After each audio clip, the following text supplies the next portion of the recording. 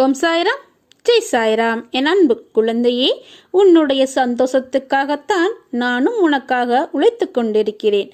ஆனால் மறுபடியும் நீ வேண்டியதுதான் வேண்டும் என்று என்னிடம் கேட்கிறாய். உன் தந்தையாக நான் என்றுமே உனக்கு நல்லதுதான் செய்வேன். அதனால் இனி நீ என் மீது மட்டும் கவனத்தை செலுத்து. அனைத்தையும் நான் பார்த்து கொள்கிறேன். என் மீது உனக்கு கோபம் முதலாகத்தான் உன்னை பிடித்து இழுத்து என்னை வெளிப்படுத்திய போது நிறைய கொடுப்பதைப் போல இருந்தது. இப்போது உன்னை நைசாக கூப்பிட்டு உன்னிடம் இருந்து எல்லாவற்றையும் பறித்து கொண்டதாக பதற்றப்படுகிறாய். நான் பறிக்காவிட்டால் வேறு யாராவது பறித்து கொண்டிருப்பார்கள். நான் பறித்ததால் தான் உன் வாழ்நாள் முழுவதும் அதை போல பல மடங்கு திருப்பி கொடுப்பேன். கர்ம விளைவாக அதை வேறு வழியில் அதை நீ இழந்திருந்தால் திரும்ப வருமா? இன்றைக்கு நீ அனுபவிக்கும் கஷ்டம் அனைத்தும் உனது கர்ம பலன்கள் என்பதை தெரிந்து கொள். அப்படி இருந்தாலும் இன்பம் வருகிறதே, அது எப்படி என்று கேட்கிறாய். துன்பத்திலும் நீ அனுபவிக்கும் அத்தனை இன்பங்களும் எனது அருளால் வந்தவை என்பதை உணர்ந்து கொள். நீ அமைதியாக இரு. என் பெயரை சதா காலமும் உச்சரித்து கொண்டிரு. உனக்கு தேவையானதை செய்வேன். கடைசி வரை உன் கூடவே நான் துணை இருப்பேன். நீங்கள் சந்திரனை காணும்போது கடவுளின் அழகை காண்கிறீர்கள். சூரியனை காணும்போது கடவுளின் சக்தியை காண்கிறீர்கள். கண்ணாடியை பார்க்கும்போது கடவுளின் சிறந்த படைப்பை காண்கிறீர்கள். எனவே நீங்கள் உங்களை நம்புங்கள். பொறுமையும் தன்னம்பிக்கையும் தான் தைரியம். அதை நீ தொலைத்து விடாதே. எப்பொழுது நீ எந்த பிரச்சனைகளை சந்திக்க நேர்ந்தாலும் அதை எதிர்த்து போராட கற்றுக்கொள். அப்போது அது உன்னை காப்பாற்றும். ஆனால் எது நடந்தாலும், நீ எதை செய்திருந்தாலும் அதை நீ உணரும் தருணத்தில் நான் உன்னை மன்னித்து ஆசிர்வதிப்பேன். சகிப்புத்தன்மை இல்லை என்றால் உன்னிலை மிகவும் கவலைக்கிடமாகும். இதை மட்டும் நினைவில் வைத்துக்கொண்டு நீ வாழ். நீ எவ்வளவு பெரிய வம்சாவளியை சேர்ந்திருந்தாலும், ஒழுக்கத்தோடும் சிறந்த நற்குணங்களோடு இருந்தாலும், வறுமையின் காரணமாக மிகவும் கடினமான சூழ்நிலையில் இருந்தாலும் அனைத்தையும் ஏற்றுக்கொள். மன தூய்மையும் தன்னலமற்ற சிந்தனைகளும் எண்ணங்களும் இல்லை என்றால் எதையும் நீ எதிர்கொள்ள முடியாது. உன்னோடும் உன் குடும்பத்தோடும் நான் இருக்கிறேன். மிகவும் முக்கியம் சகிப்புத்தன்மை. இது மட்டும் உனது வாழ்வில் இல்லாவிட்டால் உனது வாழ்க்கையே பறிபோகிவிடும். நான் பக்கபலமாக இருந்தாலும், நானே அனைத்திற்கும் சர்வாதிகாரி என்றாலும், அனைத்தும் எனக்கு கட்டுப்பட்டு இருந்தாலும், உன்னிடம் நிலையான உண்மையான பக்தியும் இருந்தால் மட்டுமே நான் உன்னை அனைத்திலும் இருந்து காப்பாற்ற முடியும். நம்பிக்கையும் சகிப்புத்தன்மையும் உனது தைரியத்தையும் தான் உன்னிடம் இருந்து நான் எதிர்பார்க்கிறேன். உனது வருகைக்காக நான் காத்திருக்கிறேன். நான் உனக்கு உனது மனநிலையை புரிந்து கொண்டு அழைப்பு விடுத்திருக்கிறேன். எனது அழைப்பை ஏற்றுக்கொண்டு விரைந்து வா. நான் உனக்காக காத்திருக்கிறேன். என் அனுமதியின்றி எதுவும் நடக்காது. எவரையும் நெருங்க முடியாது. எனது அனுமதியின்றி என் மண்ணில் கூட உன் கழுத்தடம் பதிக்க முடியாது. உனக்கு ஏற்பட்ட துயரங்கள் அனைத்தும் உன்னை விட்டு விலகிவிடும். நீ எதற்கும் பயப்படாதே, கலங்காதே, தன்னம்பிக்கை இழந்து விடாதே. அனைத்தும் விரைவில் மாறப்போகிறது. நீ எப்போது பொறுக்க முடியாத துன்பத்தை அனுபவித்து அதை கடக்கிறாயோ அந்த கணம் உன் கர்மவினை கழிகிறது என்று அர்த்தம். பொறுமை, நம்பிக்கை, இதை மட்டும் நீ கடைபிடி. உன் விதியை என்னால் மாற்ற முடியும். நீ உன் வாழ்க்கையை என் பாதத்தில் சமர்ப்பித்து விடு. நான் தாங்குகிறேன் உனக்காக உன் கர்மாக்களை. நீ என் பூஜையில் மட்டும் கவனமாக இரு. மற்ற எல்லோரும் கைவிட்ட போதிலும் நான் கைவிட மாட்டேன். என் ஆசீர்வாதங்கள் எல்லையற்ற வலிமை பெற்று உன்னை ரட்சிக்கும். வாழ்வில் வண்ணங்கள் தீட்டிய நேரம் உனக்கான வெளிச்சமாய் உன் சாய் உருவில் என்றும் உன்னுடன் எப்போதும் இருப்பேன். எல்லா போராட்டங்களையும் வெல்லத்தான் போகிறாய். என்றும் உனக்காக உன் சாயப்பா இருக்கிறேன். வாழ்க்கையில் எல்லா நாளும் ஒரே மாதிரி இருக்காது. ஒரு நாள் சந்தோஷமாக இருக்கும், இன்னொரு நாள் ஏதோ ஒன்றை இழந்தது போல தோன்றும். இவை அனைத்தும் எல்லோருக்கும் நடக்கும். அவரவர் வாழ்க்கையில் இதற்கு காரணம் தேடினால் நீ வாழ்க்கை முழுவதும் காரணத்தை மட்டும்தான் தேட முடியும். என்றைக்கும் வாழ்க்கையில் எதையும் நீ பெரிதாக யோசித்தால் அது பெரிதாக தோன்றும். நீ எந்த சாயலில் ஒரு விஷயத்தை நோக்குகிறாய் என்பதில்தான் அது உள்ளது. வாழ்க்கைக்கான பாதைகள் கடினமாக இருந்தால் சுலபமாக இருந்தாலோ அது முக்கியமில்லை. பாதைகளை நீ எப்படி தேர்ந்தெடுத்து கொண்டாய், உன் இலக்கை நீ அடையப் போகிறாய் என்பதேதான் அதில் இருக்கிறது. சோதனைகளையும் கஷ்டங்களையும் எந்த அளவுக்கு அனுபவ பாடமாய் நீ எடுத்துக்கொள்கிறாய் என்பதை பொறுத்தேதான் உன்னுடைய வெற்றிகள் அமையும். நிச்சயம் உன்னை நான் காப்பேன். உன் குடும்பத்தையும் காப்பேன். உன்னை உயர்வுபடுத்தி செம்மையாக்குவேன். உன்னை யாராவது தப்பாக பேசினாலோ கீழ்த்தரமாக நடத்தினாலோ உன்னை பற்றி இல்லாததும் பொல்லாததும் சொன்னாலோ நீ அவர்களிடம் போய் சண்டை போடாதே. மனதிலும் அதையே நினைக்காதே. அப்பா நான் எப்போது நான் உன்னுடன் பேசுவேன் என காத்து கிடைக்கிறாய் அல்லவா? நானும் கூடத்தான் உன்னோடு பேசுவதை எனது பாக்கியமாக நினைத்து கொண்டு என்னை பார்க்க மாட்டாயா, பேச மாட்டாயா என ஏங்கிக் கொண்டிருப்பேன். நமக்குள் இருக்கும் பூர்வாந்திர உறவுகள் இன்னும் தொடர்ந்து வருவதால் நாம் தந்தை குழந்தை உறவுகளை புதுப்பித்து கொண்டே வருகிறோம். ஒருவரை ஒருவர் புரிந்திருக்கிறோம். நிறைய பேர் என்ன நினைக்கிறார்கள் என்றால், என்னை வணங்கினால் எந்த கஷ்டமும் வராது, சுகமாக போகலாம் என்று. இது என்ன வாழ்க்கை?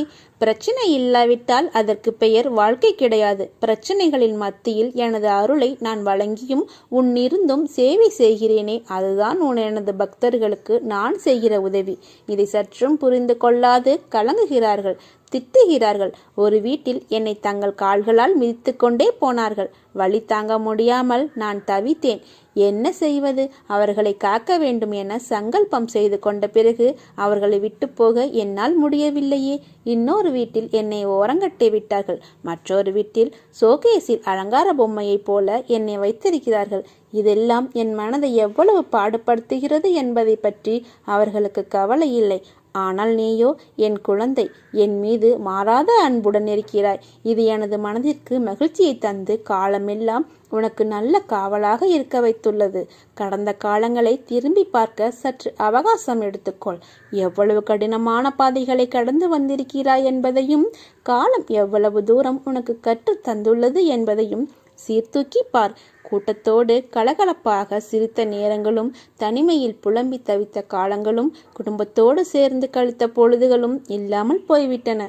நீ சந்தித்த நபர்களில் பலர் இப்போது உன்னுடன் இல்லாமல் போனார்கள். ஆனால் நீ தனிமையில் நடந்த போதெல்லாம் தடம் பதிக்காமல் உன்னோடு நான் வந்த சமயங்கள் கொஞ்சம் நஞ்சமல்ல. நீ நடந்து வந்த போதும் பாரத்தை சுமந்திருக்கிறாய். உறுதியுடன் காப்பாற்றினேன். சோதனையின் போது உன்னை புடமிட்டு உன் நம்பிக்கையை திடப்படுத்தினேன்.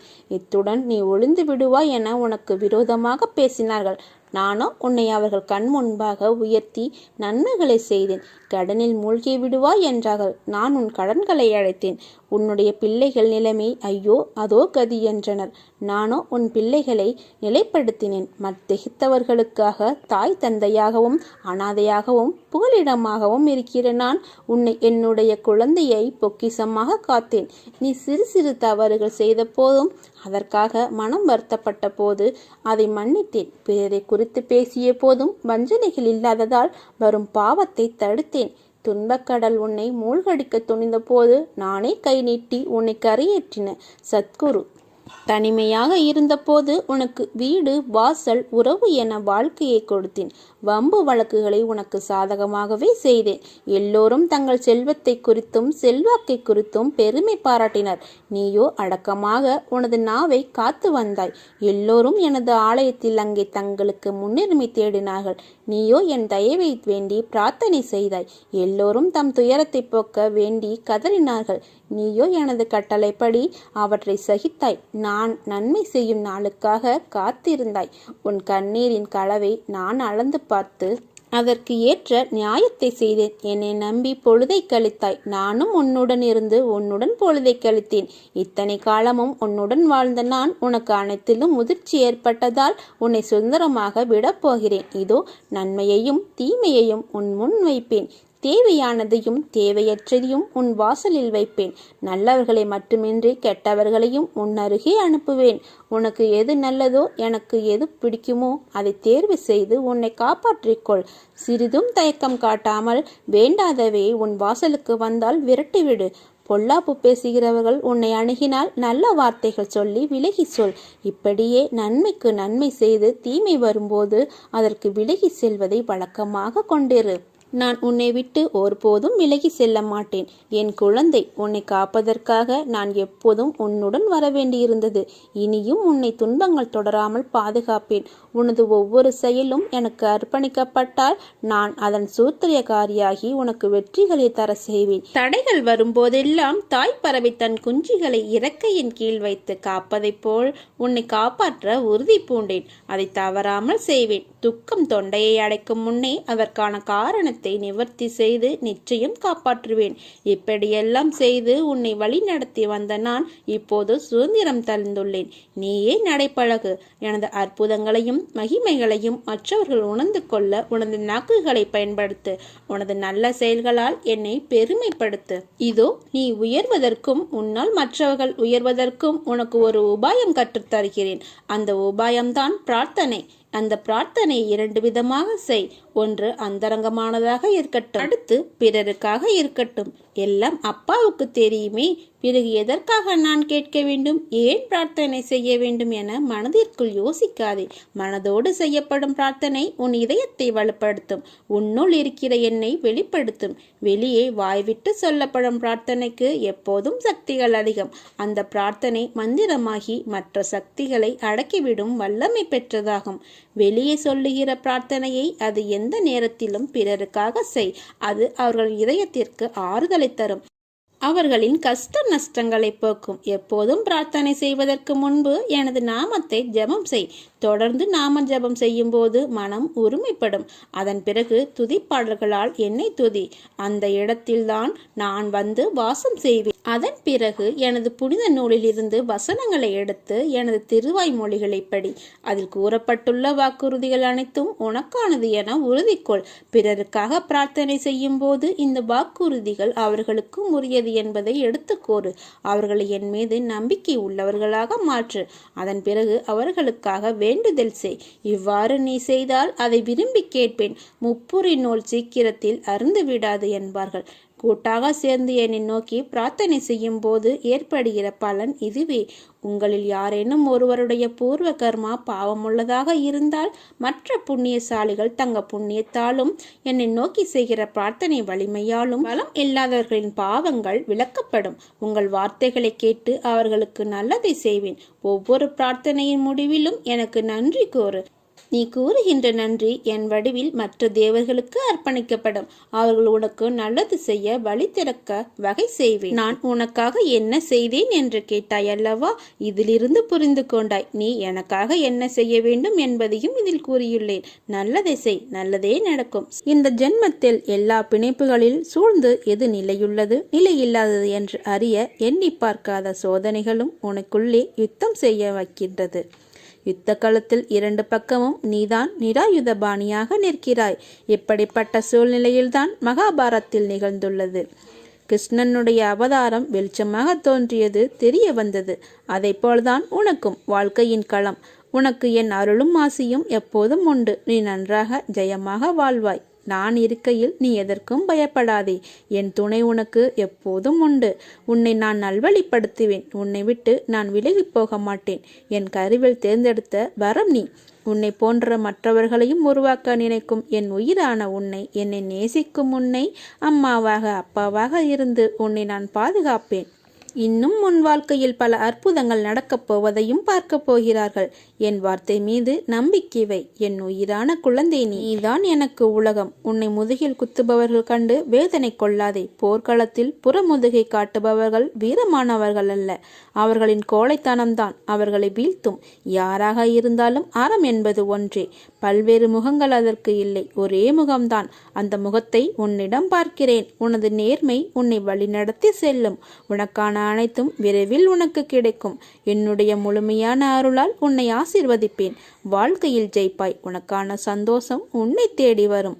நீ என்னை நினைக்கும் போது உனக்குள் ஒரு சிரித்த உணர்வை ஏற்படுத்தும். அதுதான் நீ என் மேல் கொண்ட உண்மையான அன்பின் வெளிப்பாடு. உன்னை என் உயிராய் காப்பேன். உன் வாழ்வில் நீ நினைத்த அனைத்து முன்னேற்றமும் உன்னை வந்து சேரும். எதற்கும் எதற்காகவும் கலங்கி நிற்காதே. எல்லாம் சரிவர அமையப் போகிறது. உன் வாழ்வில் கூடிய விரைவில் சுப நிகழ்ச்சி நடைபெறும். நான் உனக்கு துணையாக இருக்கிறேன், என்றும் இருப்பேன். வாழ்க்கையில் எதற்கு முக்கியத்துவம் கொடுக்க வேண்டும் என்பதனை அறியாமல் தேவையில்லாத மாயை என்ற ஆசையில் எல்லோரும் பித்து பிடித்து போயிருக்கிறார்கள். பிறகு எனக்கு ஏன் இந்த வழி என்றால் கூர்மையானது என்பது மறைந்து இருக்கும் சில விஷயங்களில் அதை உள்புறமாய் திருப்பி பார்த்தால்தான் தெரியும். மேலே படர்ந்து இருக்கும் நிலையில்லா பொருளை ஏற்று அதனால் நீங்களே உங்களை காயப்படுத்தி கொண்டிருக்கிறீர்கள். கண்ணில் தூசி விழுந்தால் அதை ஒரு நிமிடம் கூட உங்களால் தாங்க முடியவில்லை. ஆனால் நீங்கள் தெரிந்தும் தெரியாமலும் உங்கள் ஆன்மாவை தூசி என்று தேவையில்லாமல் எல்லா விஷயங்களையும் குவித்துக் கொள்கிறீர்கள். அது எவ்வளவு வலியை அனுபவிக்கும் என்று யோசித்து உள்ளீர்களா? இந்த ஆன்மா என்பது கடவுள் படைத்த மிகப்பெரிய பிரபஞ்சத்தின் பொக்கிஷம். அதனுடைய சிறப்புகளை உணர்ந்து நேர்மறை வழியில் அதனை ஊக்குவித்து அதை மரியாதை செய்யுங்கள். நான் உன் கூடவே இருக்கும்போது ஏன் இந்த கவலையும் கண்ணீரும்? நான் இருக்கிறேன், உனக்கு நல்லதே நடக்கும். தர்மத்தின்படி தூய வாழ்க்கை நடத்துவதால் தான் இப்படி துயரங்களை சந்திக்கிறேன் என்று நினைக்காதே. நேர்மையாக வாழும்போது சில இன்னல்கள் வரத்தான் செய்யும். அதற்காக வழி நெறி தவறி வாழ்க்கையை நடத்துவது உன் அழிவை நீயே தேடிக்கொள்வதற்கு சமம். உன்னுள் இருக்கும் கவலைகளை பிறரிடம் சொல்லாதே. ஏனென்றால் சிலருக்கு எப்போதும் நீ கஷ்டப்பட்டு கொண்டே இருக்க வேண்டும் என்று உனக்கு கேடு நினைப்பவர்களிடமே போய் நீ உன் கவலைகளுக்கு ஆறுதல் தேடுகிறாய். அப்பற்பட்டவர்களோ உனக்கு முன்பாக உதடுகளில் வருத்தம் தெரிவித்து மனதளவில் நீ படும் துயரங்களைக் கண்டு மகிழ்கிறார்கள். உன்னை எப்படி குழம்ப செய்து அதை அதிகப்படுத்தலாம் என்று யோசிக்கிறார்கள். உன்மேல் உண்மையான அம்பும் அக்கறையும் கொண்டவர்கள் யார் என்பதை புரிந்து கொள். அதே சமயம் உன்னை சுற்றியுள்ளவர்கள் யார் நல்லவர் என்று நினைத்து எல்லோரையும் சந்தேகப்படாதே.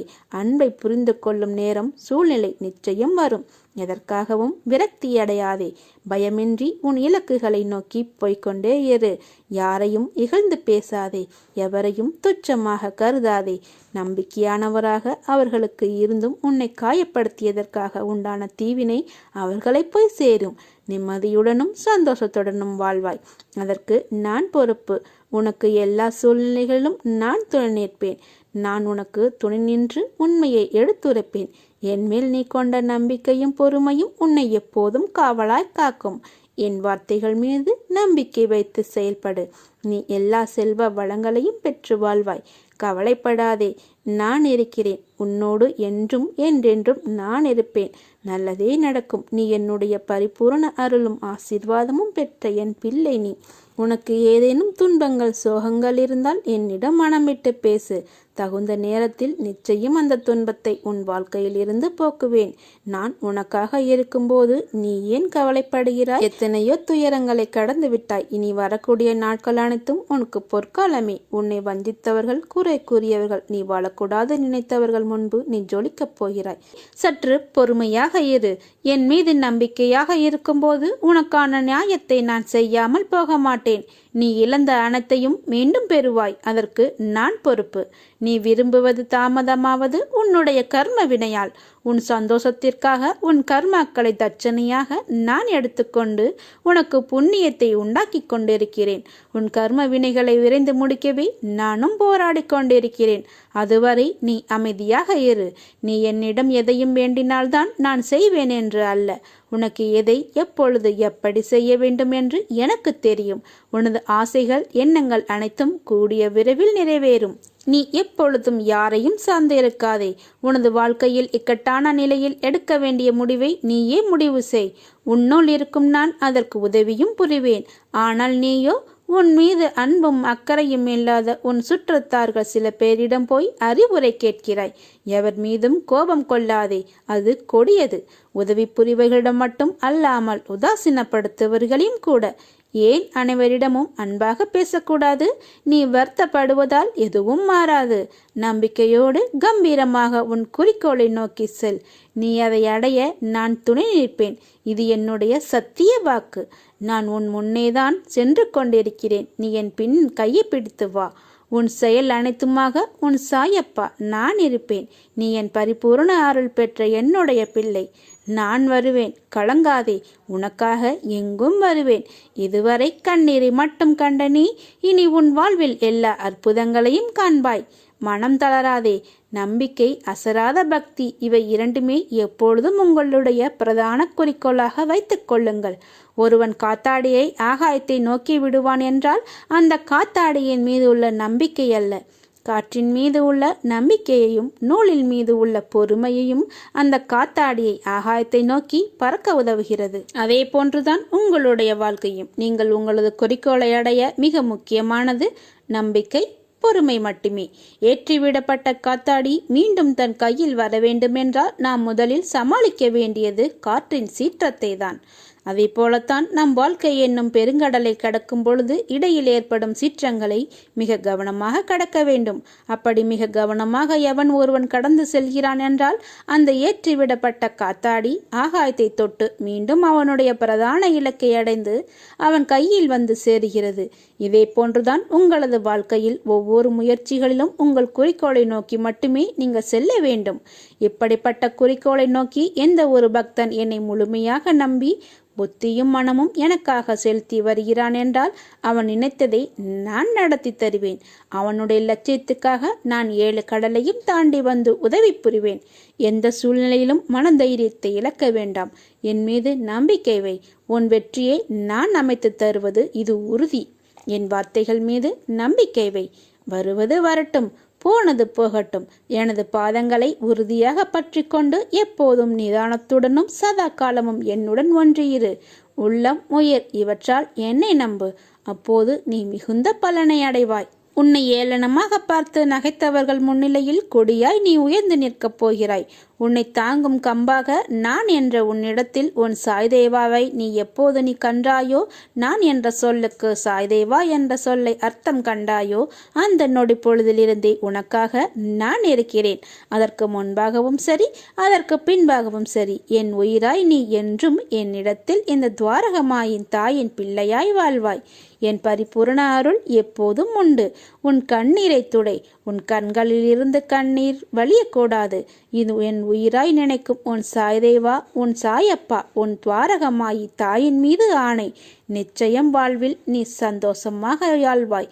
நிச்சயமாக எல்லா செல்வ வளங்களையும் பெற்று வாழ்வாய். பொறுமையோடும் நம்பிக்கையோடும் இரு. உன் பிரார்த்தனைக்கு பதில் அளிப்பேன். கவலைப்படாதே, நான் உன்னை பெற்று எடுத்திருக்கிறேன். இந்த வாரம் நல்ல செய்திகள் பதிலளிக்கப்பட, பிரார்த்தனைகள் தீர்ப்பு முனையாக உன்னை வந்து சேரும். அற்புதங்கள் மற்றும் அனுகூலங்களால் இந்த வாரம் நிரம்பப் போகிறது. கவலைப்படாதே, நான் உனக்கு துணையாக எப்பொழுதும் இருப்பேன்.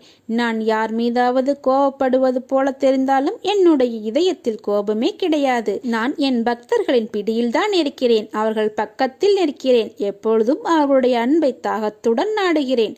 துன்பத்தில் அவர்கள் கூப்பிடும்போது நான் ஓடோடி வருகிறேன். என் பிள்ளைகளுக்காக நான் எங்கிருந்தாலும் ஓடோடி வந்து அவர்களை காப்பது என்னுடைய கடமை. கவலையின்றி இரு, சந்தோஷமாக இரு, நல்லதே நடக்கும். ஓம் சாய்ராம்.